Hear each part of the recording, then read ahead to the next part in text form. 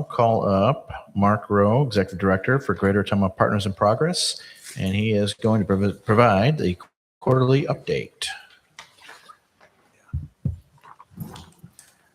Mayor, Council, good evening. Am I pointing this way or this way? Okay, perfect. So I never promised that I'd always come here and give good news, but I always try to wrap some good news up in it.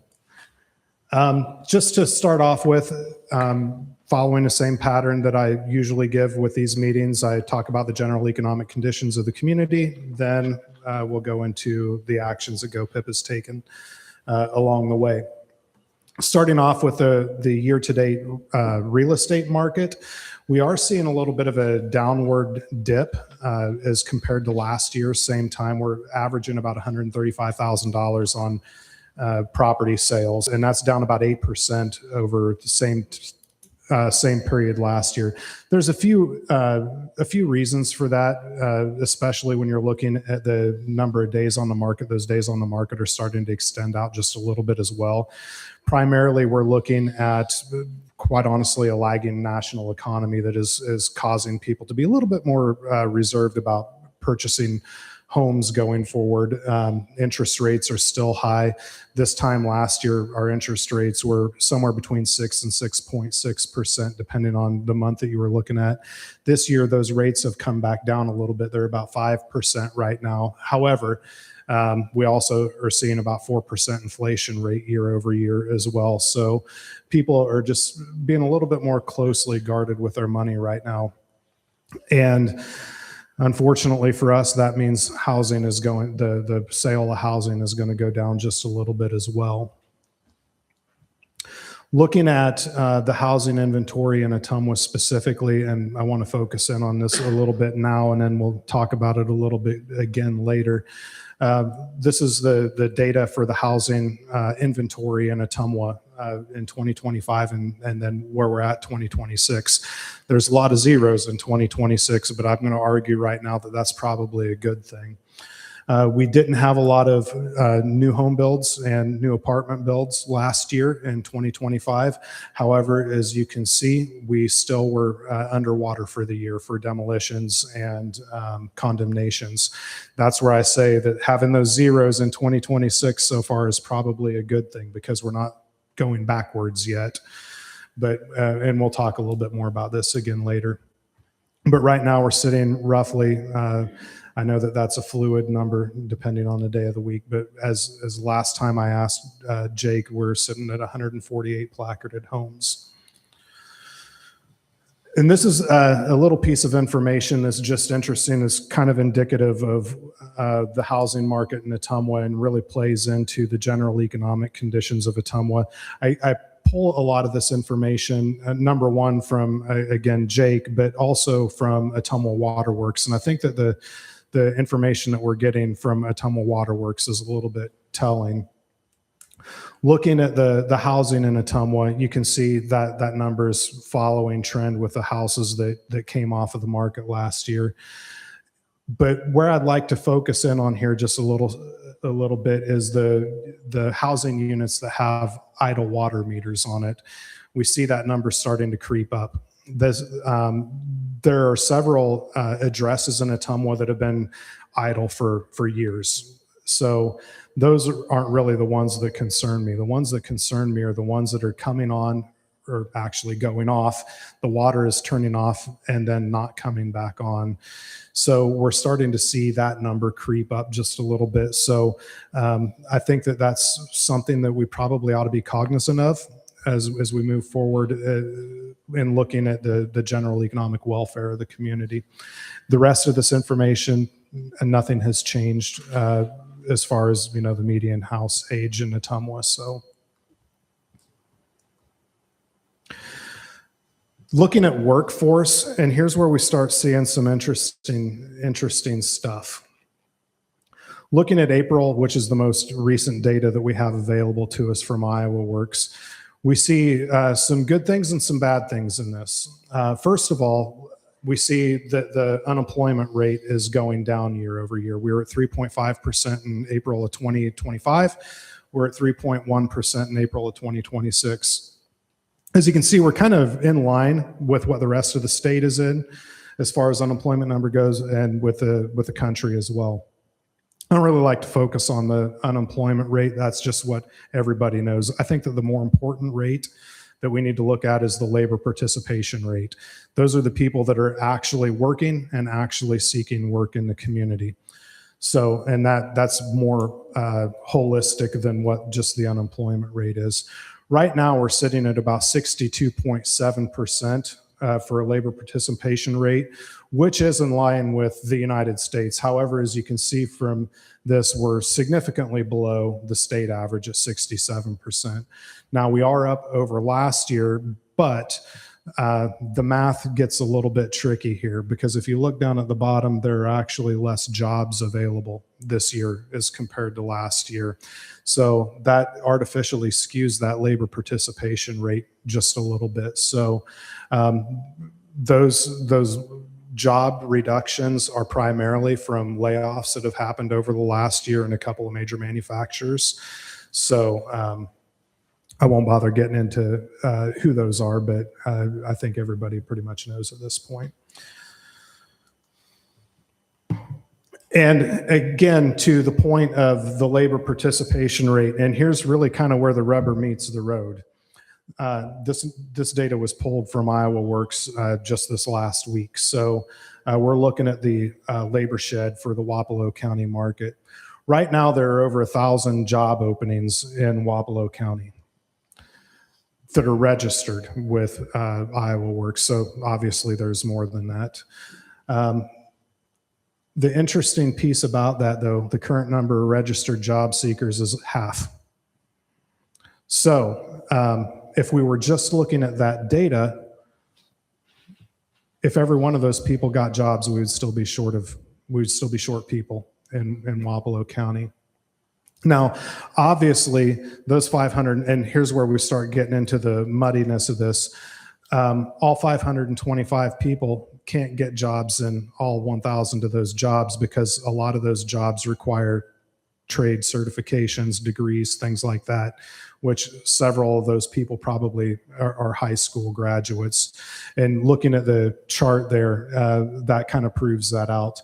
We have a considerable amount of people in Wapello County. Over 96% of the people that are going through high school graduate. So we have a great graduation rate, and we actually have a fairly strong number of high school graduates in the county. However, once you get past high school to get into those technical degrees and get into college degrees, then we start to see a skills gap develop. So this is one of the things that our organization, and again, we'll talk about this a little bit later, but this is one of the things that we have decided that is important to the community, is what does the next 5 years look like in the manufacturing environment, in the professional environment, in the trades environments, because there's clearly a gap that's widening every time we look at this data. And then I don't think that this is going to be any surprise to anybody, but here are the top 10 employers, and just note the top 5 employers are making up a substantial amount of the current city employment. JBS obviously occupying almost 18% of the working population of the city of Ottumwa. There's good news. The good news is we have seen business continue to grow every year for the last 2 years, and this being number 3. I've been able to come to the city council and say, we have seen positive job growth in the community. And this year is no different. We've seen 1.8% growth, 25 to 26 in business growth. And we are finally at a level now that we can dig down into the data and find out exactly who it is that's starting the businesses, which is something that we hadn't been able to do before. So you guys, this is the first time that anybody's seeing this data.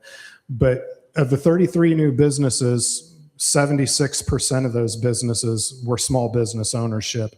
And I think showing the entrepreneurial spirit of the city of Ottumwa, this is not only important, but it's something that the community really should be proud of, that we're able to grow from within instead of relying on some corporate conglomerate to come to the community and quote unquote save us. And of that, 30% of those businesses were woman owned and 28% of those businesses were minority owned.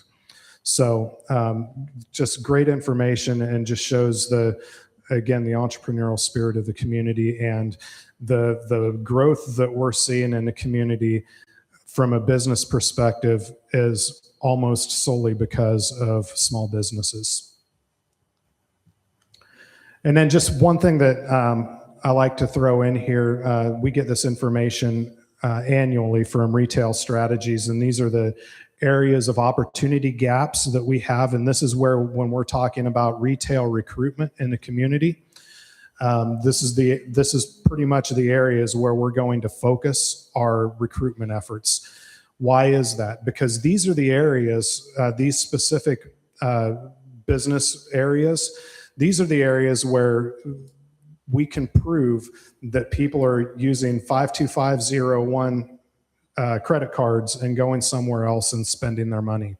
So these are the millions of dollars of gap that there is between what we have available and what's being spent somewhere else. So obviously, it's no surprise to anybody, food service and restaurants would be at the top of that list. But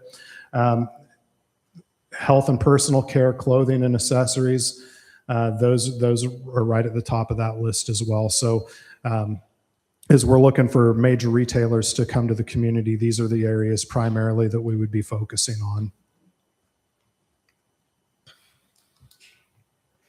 So to focus on what GOPIP has been working on over the last few months, some of the events, this has been arguably one of our busiest years as far as event production goes. We started off our year with an agribusiness summit, which really focused on the largest business sector in Wapello County, agriculture. We held a summit at Bridgeview Center at the beginning of the year, and we brought in state experts to talk about, number one, the economy, number two, the state of agriculture, and number three, which I personally think might be the most important issue, is what that succession planning looks like as some of the older farmers matriculate out and bring in the next generation of farmers, so we can preserve that farmland and those family businesses moving forward. Next, right on the heels of it, about a week later, we did our annual Lean In Women in Leadership Conference, which we were happy to host about 200 people at Bridgeview Center. You're going to hear Bridgeview Center a lot here, sorry. And we were really happy to have another successful year of that. We made some incremental changes to it to bring more programming and more education into the event. So next year will be even bigger and better than this one.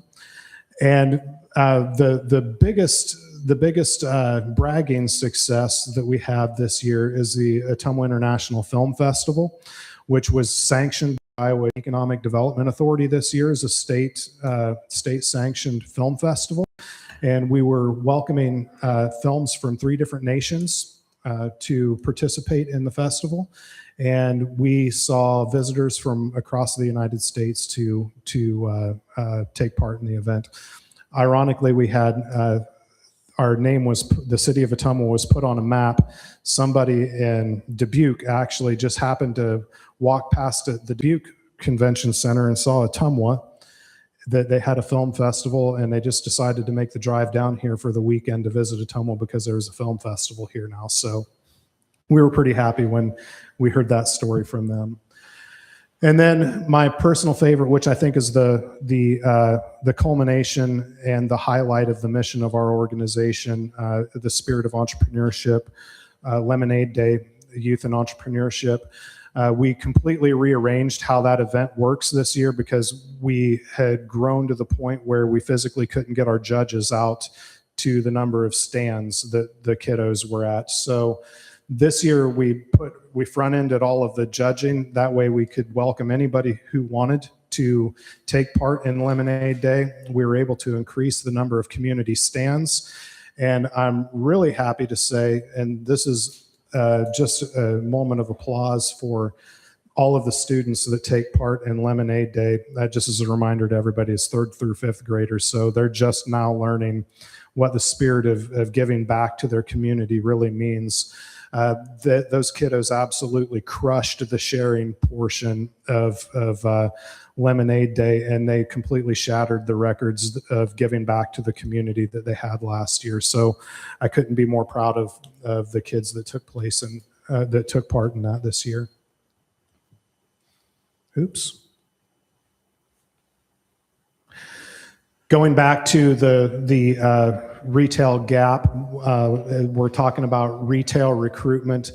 The areas that we are looking at right now, obviously, the main focus that we're looking at is 50,000-ish square feet that still needs to be occupied at the old Target box out on Quincy Avenue.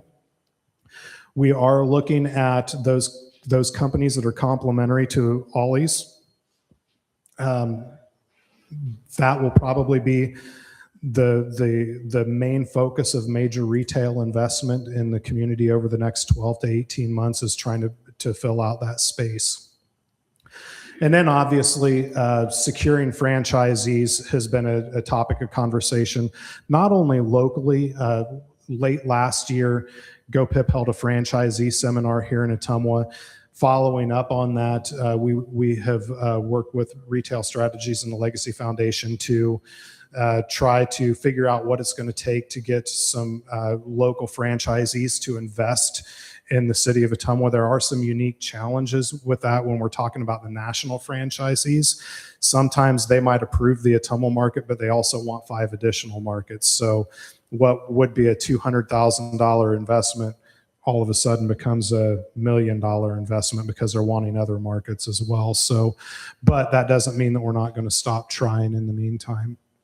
Looking at commercial and industrial development, I've probably said this a million times, marketing the Helgerson Flats. One of the challenges that we see out in that area is energy. So we have been meeting very regularly with, number one, our state representatives to figure out how we can get energy, number one, the production, and number two, the infrastructure out to the site. We have made some gains with Alliant Energy and getting them to the table and talking with us, and there'll be more to come on that. But with the development of a new 345 kilovolt line that's coming through with ITC over the next several months, it provides a unique opportunity, especially where this site is strategically located, to bring in an electrical, high-end electrical user to the site. And then looking forward past that, what does the future look like going north of the Ottumwa Industrial Park, which corresponds coincidentally with the 2040 comprehensive plan for the city of Ottumwa. Mark, could I ask a question? Absolutely. Is there anyone or any group working on access to Helgerson's Flats? Great question. That is something that actually GOPIP, OEDC, Ottumwa Economic Development Corp, prior to GOPIP, we've been working on since about 2015. We have had multiple conversations with the Iowa Department of Transportation, most recently up until about, Phil, correct me if I'm wrong, the main conversations were going on up to about a year and a half ago. The issue with the site specifically is any sort of a ditch creates what the Department of Transportation considers no access. And on either side of there's no access. There was a traffic study done at the Ottumwa Industrial Park a few years ago, and basically it said there was no need for any new roads out there. So the original conversations with the Department of Transportation, the DOT just basically walked away from it because they said there's really no use for more road access out there.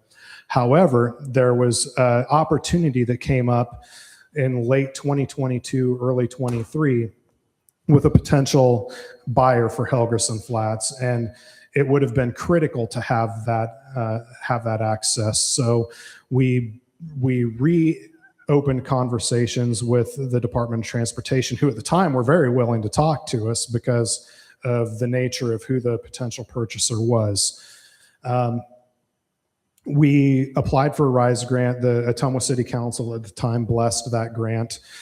We had applied for it, and we had made it fairly far through that process when the buyer selected another community that was a little bit better positioned at the time than the city of Ottumwa was. Just number one, the infrastructure. Number two, availability for labor. So once they walked away from it, then the Department of Transportation came back and said, well, we're going to put the brakes on this for a second because you need another traffic study. And I think and we're like, well, nothing has changed since the original traffic study was completed. That costs between $100,000 and $150,000 to complete. We don't think that we need to do that when nothing's changed. And their response to that was, well, until you do another traffic study, then we're not going to move forward with this grant. So we ultimately just decided, we are not going to spend the money to get the exact same result just to have the DOT say, well, there's no need for the roads out there. So that's a very long-winded answer to your question. Well, the problem with DOT is they don't own that property, and they don't have to have access. We do. I So agree. you're going to have to get into a pretty tough argument with them. I don't mean you, but the group Sure. is going to have to fire some cannons at them and see how many duck and how many don't. I don't disagree. Thank you. Okay. So moving on, and this kind of takes us back to the beginning of our conversation here tonight, talking about housing. Just a really quick update here on Vogel Heights. As everybody has probably driven by at this point, as soon as they were given access to the property, they started moving dirt as quickly as humanly possible. They found a few things underground, which is interesting, but nonetheless, they're moving right along.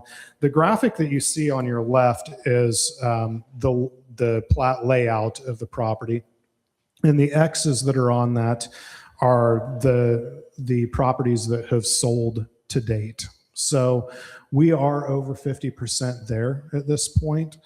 And what I'm really happy to say is the most recent transaction, as you all are aware, was a local developer.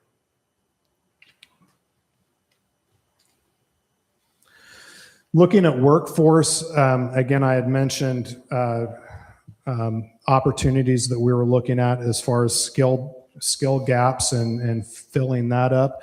We are working very closely with Iowa Works and finding innovative solutions to get people that aren't necessarily interested in going to college, that they want to enter the workforce, or maybe they want to train up for the organization that they're at. So we're looking at some of those internship opportunities and building some programs. I just talked to Mayor Foote right before the meeting about some opportunities that we might be able to harness here in the near future.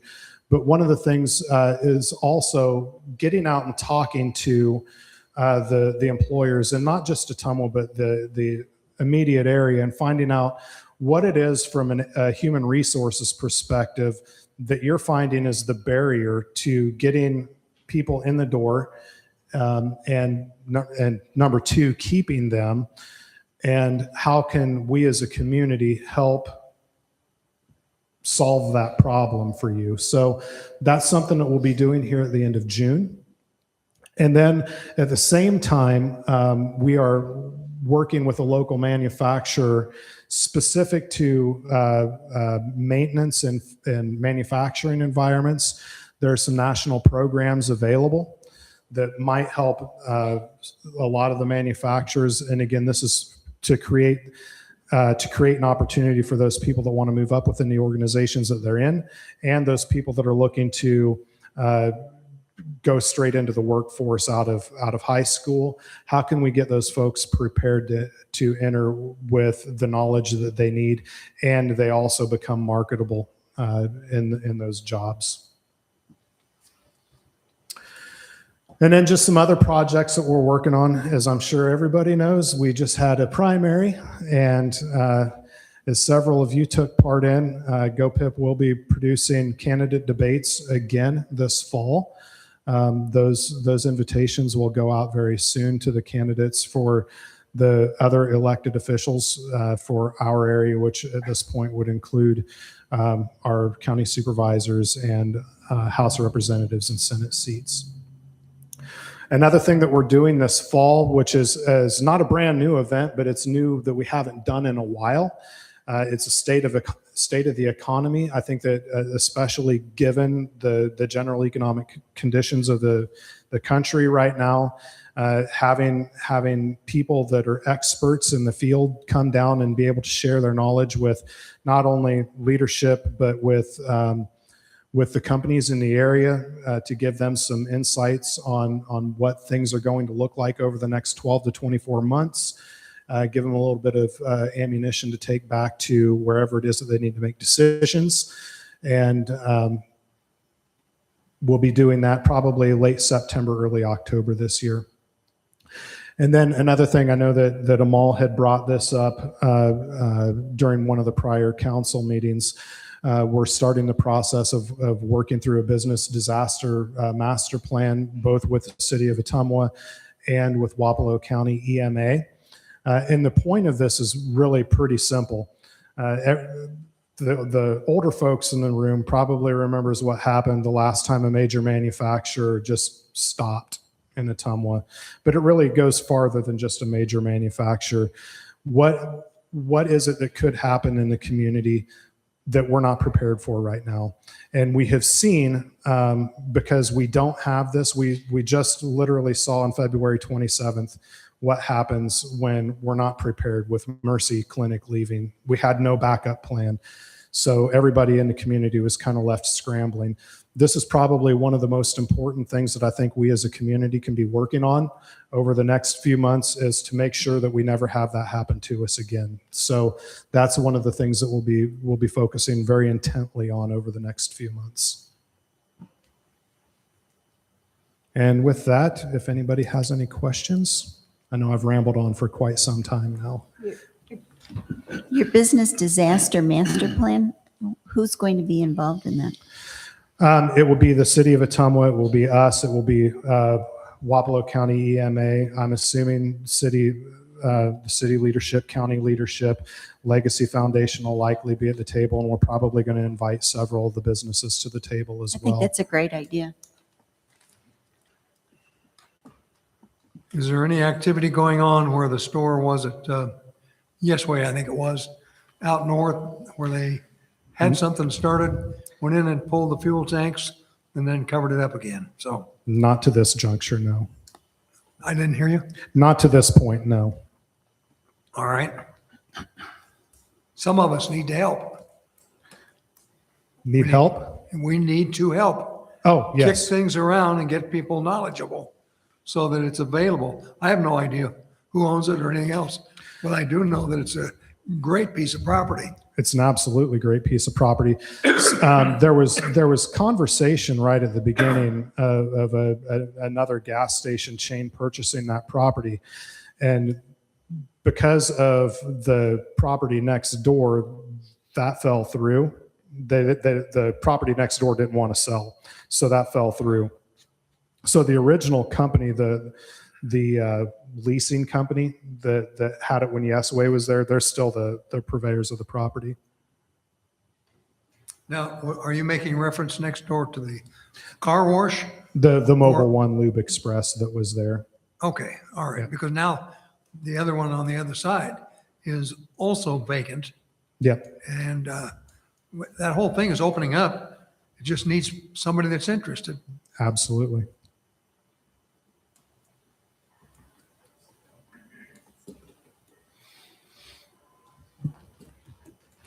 Okay, thank you. Thank you, everybody.